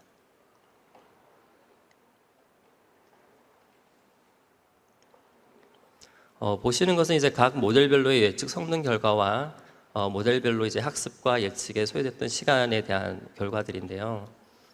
첫 번째 모델은 이제 데이터를 학습하지 않기 때문에 소요 시간이 짧지만 정확도가 떨어져서 저희가 최종적으로는 ANM 모델과 SBR 모델들을 비교를 했고, 일련의 검토 과정을 통해서 ANM 모델, 즉 인경신경망 모델이 난방 에너지 요구량을 평가하는 데 가장 적합한 모델이라는 결론을 도출했습니다. 그래서 이 모델을 활용하게 되면 현장 방문 없이 우리가 살고 있는 주택의 준공 연동, 우리 집이 언제 지어졌는지 그 정보와, 그리고 우리 집의 바닥 면적, 이런 것들을 가지고 대략적으로 우리의 주택의 난방 에너지 요구량을 평가할 수 있습니다. 앞서 개발했던 그 인공신경망 모델을 가지고 실제로 이 모델이 잘 작동하는지를 검토를 했거든요. 그래서 전국의 15개 지역을 대상으로 결과를 검토했고, 결과적으로는 적은 오차 내에서 난방 에너지 요구량을 잘 예측할 수 있다. 그리고 이 모델의 정확도를 높이기 위해서는 슬라이드에도 나와 있듯이 기후 권역별로 지역을 분류하고 각 지역에 해당하는 정밀한 AI 모델을 만든다면 좀 더 그 정확도를 높일 수 있다라는 결론을 도출하게 되었습니다. 건물에서의 AI 이런 그 다양한 모델들은 앞으로도 이제 그 활용 가능성이 굉장히 높다고 보고 있는데요. 저는 크게 두 가지로 보고 있습니다. 첫 번째는 앞서 계속 설명드렸던 건물의 에너지 성능을 진단하고 평가하는 부분, 그리고 건물을 실제로 우리가 사용하고 관리하는 부분에서 AI 모델이 이용될 수 있다라고 보고요. 첫 번째 진단과 평가와 관련해서는 그 보시는 그림과 같이 3D 스캐너 장비, 앞서 말씀드렸던 3D 스캐너 장비와 열화상 카메라가 탑재된 드론을 띄우는 거죠. 띄워서 전체 그 도시 지역을 비행하면서 포인트 클라우드 정보와 표면 온도 정보를 가지고 학습해서 이 건물의 난방 에너지 요구량, 냉방, 난방, 급탕에 대한 에너지 요구량도 정확하게 산출해낼 수 있는 그런 분야에 활용될 수 있을 것으로 보고 있고요. 그리고 끝으로는 최근에 이제 많이 활용되고 있는 IoT 센서 모듈과 AI 기반의 어떤 그런 모델들을 바탕으로 우리가 건물을 관리하지 않아도 자율적으로 건물이 알아서 움직여주는 그런 형태의 관리 시스템에도 적용이 가능할 것으로 보고 있습니다. 그래서 보시는 그림과 같이 IoT 센서에서 수집되는 온열 환경 인자, 공기 환경 인자, 제실자 정보, 그리고 기상청에서 예보하는 예보 데이터와 미세 환경 기후 데이터, 그리고 IoT 센서에서 측정하고 있는 각 기기의 에너지 사용량, 그리고 우리 건물에 설치되어 있는 신재생 자원들을 통해서 생산되는 에너지량, 이런 것들을 AI가 학습한다면 굳이 우리가 관리하지 않아도 우리가 목표로 하는 실외 쾌적 범위를 만족시키는 공간을 구현하는 데 있어서 최소한의 에너지가 투입될 수 있도록 관리하는 그런 시스템 내 활용이 가능할 것으로 보고 있습니다. 이상으로 발표를 마치도록 하겠습니다. 감사합니다.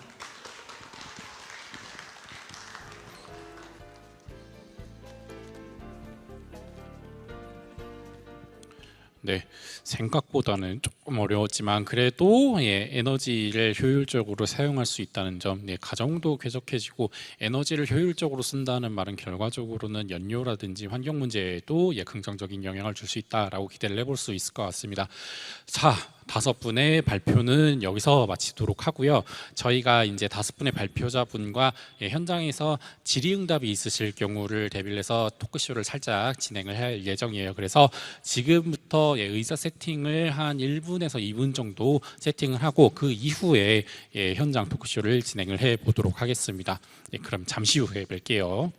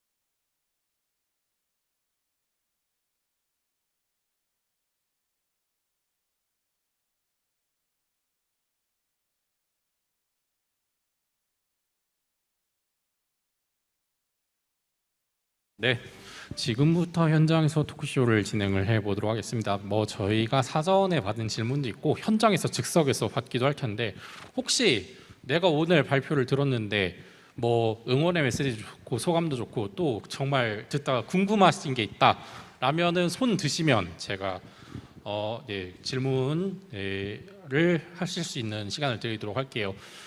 혹시나 처음이라 조금 떨리시면 제가 다른 질문을 먼저 하도록 하고 살짝 제가 말씀드리지만 질문을 하신 분은 혹시 이거 탐나시는 분 이 티셔츠를 오늘 저희 행사 티셔츠인데 이거를 드리도록 하겠습니다. 저희가 오늘 5분의 발표를 다 들어봤는데 제가 그냥 일단은 현장 사전에 들어왔던 질문이랑 그다음에 제가 또 들으면서 궁금했던 질문들을 함께 여쭤보도록 할게요. 일단은 저희 전병천 대표님께 제가 여쭤볼 텐데, 그 AI 기술로 이제 불법 카메라를 잡는 기술이었는데 아무래도 잡는 시스템 자체도 역시 AI 프로그램이다 보니까 이 프로그램 자체가 해킹을 당할 수 있지 않느냐라는 기계라든지 시스템이 해킹 또는 오작동을 할 수 있지 않느냐라는 질문도 있었는데 혹시 이 부분은 좀 어떻게 볼 수 있을까요? 그러니까 몰래 카메라 자체가 해킹을 당할 수 있지 않냐? 몰래 카메라를 잡는 기계가 오히려 잡는 기계, 네. 잡는 기계가 있느냐를 물어보시는 건가요? 그러니까 몰래 카메라를 잡고자 하는 지금 기술들, 그러니까 그렇죠. 캐치하는 기술들이 예. 그 기술들이 이제 해킹을 당할 수 있지 않을까 하는. 충분히 가능성이 있습니다. 어차피 보안이라고 하는 부분들은 어디에나 다 항상 뚫릴 수 있는 해킹이 당할 가능성이 있는 거고요. 몰래 카메라를 찾는 기술도 어쨌든 컴퓨터 시스템에서 돌아가는 거기 때문에 그 보안 기술이 조금 약하다 그러면 다른 사람이 그걸 해킹을 해서 그걸 차단할 수는 있습니다. 그럴 가능성은 충분히 있습니다. 근데 그런 일이 발생하지 않도록 사실은 보안 기술도 충분히 같이 잘 갖춰야 되겠죠. 그래서 안 그래도 지난번 주제 중에 이제 사이버 보안 쪽도 있었는데 기술이 너무 발달하다 보니까 해킹 같은 악용 사례가 늘어나고 그거를 또 막기 위한 방패 기술이 함께 발전하는 모습을 저희가 볼 수 있었어요. 그것도 안전하게 보도록 하겠습니다. 자, 에코피스 수상자율 로봇을 봤는데 이 얘기도 있어요. 그러면은 혹시 육상 쪽이라든지 조금 수상이 아닌 다른 조금 험지라든지 이런 쪽에도 응용을 해볼 수 있지 않을까, 또는 그런 계획 같은 게 있으신지도 한번 같이 들려주시면 감사하겠습니다. 수상이 아닌 다른 곳은 다른 기업들이 더 많이 하고 있어서요. 저희는 수상 위에 환경을 오염시키는 이 오염원들을 제거하는 데 집중하고자 합니다. 하고 그러면 혹시 이제 수상에서 이런 아까 발표 자료에도 나왔지만 활동을 하면서 좀 가장 껄끄러울 수 있는 조금 좀 주의해야 되는 기술이나 항목들이 있다면 어떤 게 좀 있을까요? 일단 저희가 수상 로봇을 만들고 있는데 이제 지금 수면 위는 뭐 카메라나 이런 기술에 의해서 디텍팅이 되고 감지가 되는데 이 수중은 쉽게 파악하기가 어렵다 보니 로봇이 뭐 되게 얕은 장애물이 있는 곳에서 걸린다든지 이런 문제가 발생을 하고는 있어요. 그래서 이런 부분들은 추후에 더 개선을 하려고 더 지금 개발을 하고 있는 중입니다. 아무래도 이제 먼 바다가 또 이제 우리가 항상 예측하는 대로만 돌아가진 않기 때문에 이런 부분도 조금 임기응변도 가끔 일어날 수 있도록 개발을 하고 계시고, 이성욱 대표님께는 제가 오늘 가족분들이 많으셔가지고 제가 이 질문 좀 특별하게 드리는데, 혹시 이제 어린아이들을 AI 기술로 이제 아까 정서발달 이야기도 하시고 하시는데 조금 아이들을 대상으로 하시다 보니까 조금 더 신경 쓰시는 부분이 있으시다든지, 아니면 조금 요즘 들어서 좀 도드라지게 나타나는 아이들의 좀 특징 같은 게 좀 있다든지 이런 거를 좀 들려주시면 좋을 것 같아요. 저희가 지난주에 논문을 하나 냈습니다. 근데 코로나19 이전과 코로나19 이후가 조금 많이 다르더라고요. 그래서 아무래도 정서적으로 조금 흔들리고 있는 아기들이 좀 늘어난 상황은 맞고요. 이거는 우리 부모님들이 흔들리면서 같이 나타나는 현상으로 지금 보이고 있고요. 아무래도 불안정한 사회다 보니까 그런 것들이 그림상에서 나타나는 그런 케이스도 많이 있었고, 실제로 이제 학습이나 이런 것들에 대한 부담과 스트레스를 많이 받는 그런 친구들이 많이 있었어요. 그래서 그런 것들을 조금 도와주셔야 되는 시기가 아닌가 이렇게 생각을 하고 있습니다. 네. 가뜩이나 어린 친구들이 원래 조금 케어가 필요한데 코로나라는 좀 특수한 상황이 겹치면서 굉장히 이제 이런 문제가 발생하고 있다는 점.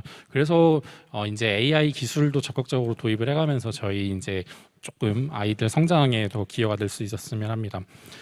김종훈 박사님, 네, 여쭤볼 텐데 이제 아까 이제 가정에서 이제 효율적인 책이라든지 시스템 이런 것에 대해서 소개를 해주셨는데 혹시 이제 요즘 이제 에너지 특히 여름도 이제 계절차가 온도도 너무 극심하고 에너지 또 이제 최근에 우려되는 것 중에 하나가 이제 전력난도 이제 올 수 있다 이런 그런 상황들인데 그냥 약간 이거는 저희 일반 분들이 많으셔서 제가 드릴게요. 네, 혹시 조금 가정에서 이런 나타나는 에너지 패턴이라든지 이런 걸 좀 봤을 때 조금 어떻게 해야 조금 이렇게 좀 에너지 성능이라든지 이런 걸 좀 개선하고 일반적으로 집에서 일단 할 수 있는 그런 게 있다면 좀 어떤 게 있을까요? 네, 일반적인 그 가정에서의 소비 패턴은 사실은 저녁 시간대부터 이제 에너지 사용량이 이제 증가하고 그리고 이제 아침에 우리 이제 기상과 동시에 이제 뭐 출근을 한다든지 통학을 한다는 그런 목적으로 에너지 사용량이 높다가 일부 낮 시간대는 이제 상업용 건축물과는 다르게 에너지 사용량이 이제 줄어드는 그런 패턴들을 나타내고는 있습니다. 근데 주택에서 이제 그 에너지 사용량을 사실은 줄이는 데 있어서 내가 불편함을 감소하고 줄일 것이냐, 안 그러면 내가 쾌적감을 어느 정도 유지하면서 줄일 것이냐라는 게 이제 문제가 될 텐데요. 일단 불편함을 느끼지 않고 에너지 성능을 높이기 위해서는, 그러니까 효율적으로 에너지를 쓰기 위해서는 우리가 살고 있는 집들을 좀 더 고효율화하는, 그러니까 에너지 성능이 좋도록 리모델링하는 그런 과정들이 필요합니다. 그래서 최근에 그 노후된 그런 그 주택들, 아파트들 이런 곳에서는 일반적으로는 창호 교체 그리고 이제 단열 성능 이제 단열재 보강 뭐 이런 작업들이 일반화돼 있고요. 그래서 그런 작업들을 통해서 우리가 살고 있는 거주하고 있는 그 공간 자체의 효율을 높이는 것이 궁극적으로 우리가 이제 불편함을 겪지 않고 에너지 사용량을 줄이는 그런 현명한 방법이 아닐까라고 생각을 하고 있습니다. 네. 그래서 제가 깨알같이 알려드리면 그 한국에너지기술연구원에 가시면 일단 솔라하우스 모델도 있고 그 이제 한국에너지기술연구에서 어떻게 좀 에너지를 더 효율적으로 할 수 있는지 기술도 이제 개발이 되고 있고 시스템이나 도구, 그다음에 건물 구조 이런 것들 다 연구되고 있는데 나중에 에너지기술연구원 견학 가보시면은 아마 에너지기술연구원 요 탄동천 바로 옆에 있는데 나중에 견학 신청하셔서 한번 가보시면 좋을 것 같아요. 그리고 제가 질문 하나 또 드리기 전에 아까 손 드신 분이 계셨었는데 네, 조금 큰 목소리로 해주셔도 괜찮으세요? 마이크 있으시다고 하고 혹시 지정 질문이시면 어떻게 하시는지도 네, 말씀해 주시면 될 것 같아요. 질문이 3개인데 한 번에 할까요? 따로따로 할까요? 일단은 한 번에 네, 김은혜입니다. 반갑습니다. 첫 번째 연사님께 질문하고 싶은데요. 케어 서비스 프로토콜이 만들어졌다고 하셨는데 그게 1인용인지 아니면 한 룸에 하나가 있는지 궁금하거든요. 그래서 만약에 요양병원에서 사용할 때 병상당 하나씩이 필요한 건지 아니면 하나만 있으면 그 병상에 있는 모든 환자가 관리되는지 궁금합니다. 네. 너무나 좋은 질문 하셨고요. 어떻게 보면 이제 기술적으로 그 이슈가 되는 사항들이기도 해요. 그러니까 일단은 저희는 현재 그 제품은 한 명당 한 명 하나씩. 근데 다중으로 잡는 거는 저희가 그 지속적으로 개발을 하고 있고 최종 개발을 할 때는 저희가 다중으로도 잡는 것도 생각을 하고 있고 일단 저희 제품 이제 최종으로 스펙은 그 거실에서 커버할 수 있는 10m 정도까지는 커버하는 걸로 하고 그거보다 더 멀리 있는 거는 여러 대를 놓는 걸로 이렇게 지금 판단을 하고 있고요. 앞으로는 그거보다 더 그 성능이 좋은 이런 제품들로 바꿔 나가려고 이렇게 생각을 하고 있습니다. 네. 감사합니다. 두 번째 질문은요. 불법 카메라 고정형 탐지기가 있는 곳에서 만약에 자기가 들고 핸드폰으로 사진을 찍었을 경우에 그것도 카메라 사용으로다가 불법으로다가 그게 측정이 되는지, 아니면 이거는 카메라이기 때문에 일반 휴대폰이기 때문에 측정이 안 되는지 궁금하거든요. 예. 저희들이 굉장히 고민했던 부분들을 질문을 해주시네요. 그러니까 원래 카메라하고 스마트폰하고 사실 뭐 카메라가 동일한 기능이지 않습니까? 근데 스마트폰으로 찍는 것도 카메라로 불법 카메라로 인정이 되면 사실은 또 다른 문제들이 있기 때문에 스마트폰이나 정상적인 사람들이 운용해주는 태블릿이나 이런 형태는 불법 카메라로 인정을 안 하도록 그렇게 AI가 학습이 돼 있습니다. 네, 감사합니다. 마지막 질문인데요. 세 번째 연사님께서 하셨던 로봇이 수중에서 오염원을 제거하는 내용이었었는데요. 로봇이 그 카메라가 달려 있는 것 같더라고요. 그래서 그 카메라를 보고 오염원을 찾아갈 수 있는 건지, 아니면 그냥 랜덤으로 갔다가 필터에 걸리면 오염원이구나라고 생각하는지, 그다음에 필터를 교체해야 된다고 하는데 사실 집에서 청소기 필터도 되게 귀찮은데 수중에서 그 커다란 기계의 필터 교체는 또 용이한지 궁금합니다. 네. 로봇에 설치되어 있는 카메라의 영상을 보고 녹조를 찾아가기보다는요, 이제 정해져 있는 코스에서 이제 녹조를 센싱하는 건데, 방금 말씀해주신 부분이 더 이제 로봇을 효율적으로 활용하는 부분인 것 같아요. 그래서 저희가 같이 준비하고 있는 거는 드론이 먼저 분광 센서로 측정을 하고 어디 지역이 녹조 농도가 높은 것 같다. 그럼 로봇이 그 지역을 찾아가는 방식을 하나 준비하고 있고요. 필터는 저희가 월 1회 관리하는 이 유지 관리 서비스를 제공을 하고 있어요. 그 이유는 센서를 계속 이렇게 물 속에 넣다 보면 한 달에 한 번씩 정도는 닦아주고 관리를 해야 되고, 그다음 고가의 로봇을 그냥 방치하기보다는 한 달에 한 번씩 정도 전체적으로 체크해주고 점검을 해줘야 문제 없이 지속적으로 사용할 수 있어서 필터 교체, 로봇 관리를 하나의 유지 관리로 묶어서 진행을 하고 있습니다. 네, 만족스러운 답변이 되셨을까요? 너무 만족스럽습니다. 예, 저희도 감사합니다. 아마 당황하셨을 거예요. 이렇게 전곡을 노리는 수준 높은 질문이 올 줄이야. 저희 어머님께는 저희 스태프분이 나중에 티셔츠를 전달해 드리도록 하겠습니다. 지금 전달해 주시네요. 자, 제가 연락을 받았는데 시간이 여러분이 기다리시던 경품 추첨 시간이 다가오기 때문에 끊어야 된다고 하시더라고요. 그래서 잠시만요. 그러니까 네, 질의응답 시간은 여기서 마치도록 하고 저희 중요한 시간이에요. 투표가 진행이 됩니다. 자, 오늘의 앞에 계신 5분 중에 우승자를 한 분을 힘드시겠지만 뽑아 주셔야 돼요. 그래서 우승하신 분은 저랑 12월에 왕중왕전에서 지금 앞에 3, 4, 5, 6의 왕들이 기다리고 계시고 그 다음에 8, 9, 10, 11의 왕들이 뽑히실 거예요. 왕중왕전이 12월에 열리는데 아마 과학관에서 열릴 걸로 기대를 하고 있는데, 자, 그곳에 함께 하실 분을 뽑아주셔야 되는데 지금 화면에 이제 QR코드가 뜨는데, 자, 이걸 찍으셔서 투표를 해주셔도 되고, 자, 온라인으로 보시고 계신 분들은 유튜브 채팅창에 저희 스태프분이 URL을 남겨주셨을 거예요. 그곳으로 들어오셔서 투표를 해주시면 됩니다. 뽑으시기 힘드시겠지만, 자, 그리고 제가 항상 말씀드리지만 어느 분이 질적으로 양적으로 우수한 연구를 한다 이런 것에 투표를 하는 게 아니라 오늘 AI 페스티벌이라는 곳에 와서 나에게 정말 AI 기술에 대한 흥미와 재미와 지식을 함께 주신 나만의 과학자 발표자 분께 투표를 해주시면 됩니다. 네, 그리고 투표가 잠시 나가는 동안 제가 조금 더 안내를 드릴게요. 저희 다음 차회 예고 혹시 슬라이드 한번 볼 수 있을까요? 네, 이거 찍고 계시는 분들은 보시고, 자, 다음 슬라이드 한번 볼게요. 그 안내.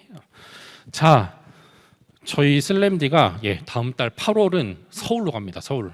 대전에 계신 분들은 아쉽겠지만 서울로 가서 서울에 있는 S팩토리에서 진행을 할 예정이고, 이제 플라스틱 100년 지구를 위한 슬램디라는 주제로 진행이 될 예정이에요. 그래서 페스티벌어스라는 행사와 함께 콜라보를 해서 진행을 할 예정이고, 굉장히 중요한 이슈죠. 기후 변화, 그다음에 환경 문제, 특히 플라스틱 예, 없으면 너무 불편할 것 같지만 네, 이제는 관리를 해야 되는 플라스틱의 시대에 대해서 저희 알아보도록 할 예정이고 서울에서 진행을 하니까 혹시나 함께 하실 분들은 함께 해주셔도 되고 예, 못 오시는 분들은 온라인으로 함께 해주시면 됩니다. 자, 투표 계속 진행되고 있는데 네, 아직 자 아까 QR코드 한 번만 더 띄워주시겠어요? 예, 투표 안 하신 분들은 투표 함께 해주시면 될 것 같고 참고로 잠시만요. 자, 우승자분께는 저희 슬램의 마스코트가 있어요. 예, 엄마곰을 드릴 예정이고요. 네, 아쉽게 우승을 못하신 분 네 분께는 아기곰을 드릴 예정입니다. 자, 엄마곰과 함께 왕중왕전에서 저랑 벨분을 찾아야 할 거고, 자, 투표 아직 안 하신 분은 예, QR 코드 한 번만 띄워주세요. 자, 이곳에 들어오셔서 예, 해주시면 됩니다. 네, 화면이 꼭 뜰 거고, 자, 난 투표했다 손. 투표했다. 안 하신 분 계시는데 해주시면 감사하겠습니다. 자, 그리고 네, 이거 끝나고 이제 다음 행사에 대해서는 제가 아주 간략하게만 소개를 하고 기용 넘버원에게 마이크를 넘겨드릴 예정이에요. 자, 자 혹시 투표 끝났다고 합니다. 자, 그러면 어느 분이 우승했을 것 같은지 그리고 예, 오늘 함께해준 타임키퍼 예람 양은 끝나고 저한테 오시면은 저희 티셔츠 전달을 해드리도록 하겠습니다. 너무 역할 훌륭하게 수행을 했고요. 자, 우승자 발표를 할 텐데 긴장감 있는 BGM 부탁드릴게요. 여러분도 기대를 많이 해주시고 어느 분이 나오셔도 큰 박수로 축하를 해주시면 될 것 같습니다. 자, AI 페스티벌과 함께한 7월 사이언스 슬램디의 우승자는 과연 어느 분이실지 공개합니다. 뒤돌아보실까요? 네, 네, 저희 최인원 대표님께 자, 수상 로봇에 대한 발표였는데 네, 많은 분들이 기억에 많이 남으셨나 봐요. 물론 다른 네 분의 발표도 너무 인상적이었고 함께 해주셔서 감사하다는 말씀을 제가 대신 드리고요. 자, 우승 소감을 제가 안 들어볼 수가 없는데 최 대표님 한번 부탁드릴게요. 예, 다른 네 분도 참 훌륭한데 저희가 여기 앞에 갑촌에 로봇을 설치해 놔서 관심도가 더 높았던 것 같습니다. 아무튼 네, 감사합니다. 네, 큰 박수 부탁드리고 자, 네, 저희 최인원 대표님은 아까 말씀드렸지만 12월에 저랑 한 번 더 보시는 약속을 하고 자, 저희 사이언스 슬램디 저희 한 1시간 반 조금 넘게 진행을 했는데 오늘도 즐거운 시간이었어요. 자, 그러면 오늘 AI 페스티벌과 함께한 AI 슬램은 여기서 인사를 드리면서 마치도록 하겠습니다. 모두 함께 시청해 주셔서 너무 감사드리고 다음 8월 서울에서 뵙도록 할게요. 그럼 인사드리겠습니다. 감사합니다.